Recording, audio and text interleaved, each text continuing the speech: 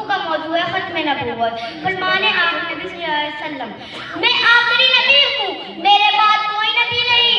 صدر اعلیٰ وقار 7 ستمبر 2024 قادیانیوں کو پاکستان کے آئین کے مطابق دائرے اسلام سے خارج قرار دینے کے 50 سال مکمل ہوئے۔ اللہ پاک کے آخری نبی صلی اللہ علیہ وسلم نے فرمایا، ان قریب اس امت میں 30 کذاب یعنی جھوٹے شخص نکلیں گے، ہر ایک دعویٰ کرے گا کہ میں نبی ہوں، حالانکہ انا خاتم النبیین لا نبی بعدی، میں خاتم النبیین ہوں، میرے بعد کوئی نبی نہیں۔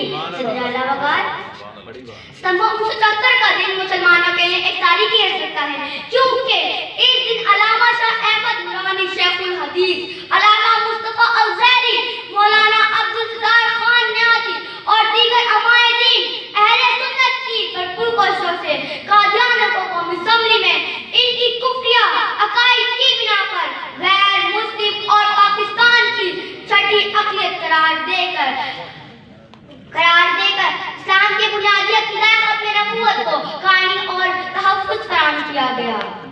صدر اعلیٰ وقار پہچان کا مسئلہ ہے، یہ جان کا مسئلہ ہے، پہچان کا مسئلہ ہے، یہ جان کا مسئلہ ہے، اب ختم نبوت تو اپنے ایمان کا مسئلہ ہے۔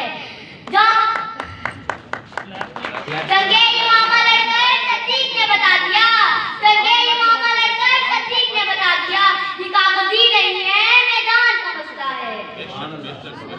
صدر وقار اس شعر پر میں اپنی تقریر کا اختتام کرتی ہوں۔ فتح باد نبوت پہ بے حد درود، فتح باد نبوت پہ بے حد درود، ختم دور رسالت پر لاکھوں سلام۔ شکریہ والسلام علیکم۔